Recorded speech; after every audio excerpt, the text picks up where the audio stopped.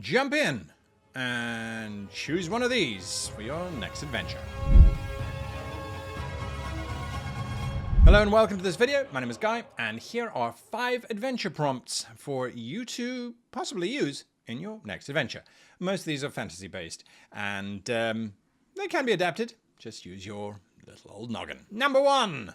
A lizard folk shaman, or a species equivalent, has created a living swamp. This titanic entity of over several miles in length can sluggishly move about the place and slowly flood areas. It can climb up hills very slowly, it can flood into valleys, and it brings with it a whole bunch of swamp creatures, alligators, snakes, all that kind of wonderful stuff. The lizard folk are on the move. They want new territory, and the shaman is controlling the swamp, invading towns after town after town. The swamp floods the town, causes all of them to run away in panic. We're being flooded. And then the lizard folk plunder the town, climb back into the swamp, and then the swamp slowly moves on. Can the players stop the swamp or the shaman? Can they work out that the shaman is controlling the swamp and not try to kill a 3-mile-long swamp? Who knows? Adventure idea number 2. The 3 dragons. 3 dragons of, let's say, ancient status are quibbling over a particularly impressive magical gem. The gem allows whoever controls it to look younger and more virile. That's about it. Nothing particularly useful. However, in order to solve their quibble as to who gets this particular gem, they create a maze and invite heroes to journey to the center of the maze. But before the hero enters the maze, they have to select one of the 3 dragons to be their patron. Once they get to the center, if they get to the center, they are then chosen as champion. They are awarded a wonderful prize, and the dragon who was the patron of that hero wins this wonderful gemstone. It's a very straightforward little adventure, except that within the maze there will be groups of individuals who are trying to stop the PCs from getting to the center of the maze because they're actually after the gem themselves. There's also a group who believes that the gem should be returned to the rightful owner and are trying to convince the PCs to do that. And then finally, of course, the maze itself is filled with traps and monsters and things that the dragons have added in to make sure that whoever does get to the center is actually a worthy champion. If you're feeling a little bit more mushy, a lich contacts the PCs via a third party and requests that they hunt down his son. They became estranged and, unfortunately, had a falling out. The son, in a fit of pique, as the Victorians might say, fled and joined the battle lines of an army engaged in a war in a distant land. The Lich will pay handsomely for the PCs to journey to this land and to find their son on the battlefront. There, convince him to return home to his father, who only wants the very best for him. Of course, the father being undead, the only thing that he really wants his son to do is come home and then be turned into an undead himself, so that there can be a family, a sort of heritage thing going on. It's a little bit sentimental. It's nice that dad wants to look after son.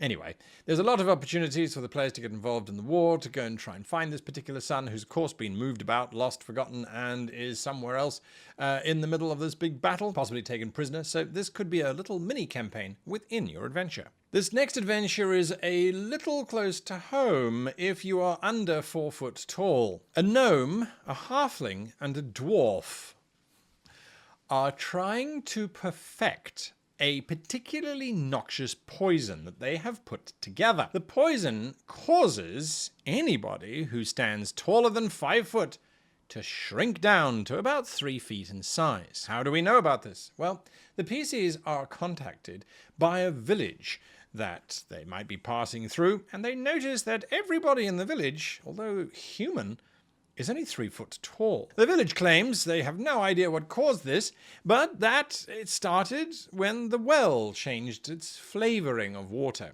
And the water went from being water flavored, whatever that might be, to tasting slightly of vanilla. It was a pleasant change. No one seemed to get sick from it, but the village did notice that after a while shelves got more difficult to reach, and the door handle seemed to be at chin height rather than at hand height. They don't know of what's going on, and they ask their PCs to investigate. The PCs will discover the gnome, the dwarf, and the halfling at a cave near the source of the well, the water stream flowing uphill or wherever it comes from, or flowing downhill, but they'll go up. You get the point. And of course, they will discover this plot on behalf of the short folk to reduce everybody on the planet down to the right size. The gnome, halfling, and dwarf have already considered their latest test a success and are gearing up to convert the entire human nation, and the elvish nation for that matter, and the orcish nation, and basically everybody who's taller than a few couple of feet. That could be a short or a long adventure. A classic dungeon crawl, for those of you that don't often do them. I don't know I do dungeon crawls very often, because there is a risk that the dungeon crawl is a bit predictable, and it's like, yes, we're fighting, we're going to find the main tomb, and we're going to fight a bad guy, and then that's what's going to happen. This time, however, a landslide has caused the old tomb of the God King to be revealed. The entrance was sealed and lost and forgotten thousands of years ago. The villagers, however, know that that door must never be opened, because the God King might return, and, well, as far as legend lore says, the God King wasn't a particularly nice person and was entombed inside for a reason. There is a slight challenge, however.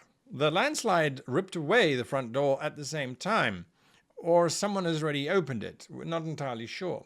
The PCs will have to go and investigate, and once they get there, they are employed by the villagers to make sure that the tomb still contains the God King, and that he hasn't escaped somehow, or that there isn't someone trying to resurrect him, or do whatever it is that's necessary to be done. As they say, it was a long time ago that he was imprisoned, and no one really knows the particulars. So the PCs go inside of this tomb, where they discover, of course, traps and things, but most of those traps have perished. They're too old. The trap is not that at all. The trap is that once the heroes get to the center of the tomb, there is a blade of significant power, but the blade is protected, and only the PCs can figure out a way of getting this blade. The blade, however, is called the Sword of the God King, and if the players are not too cautious, whoever draws it basically starts to gain the powers of the God King. And unfortunately will also lose their mind as they become all powerful. They can do almost anything that they can, and so they will need to be defeated by their fellow allies.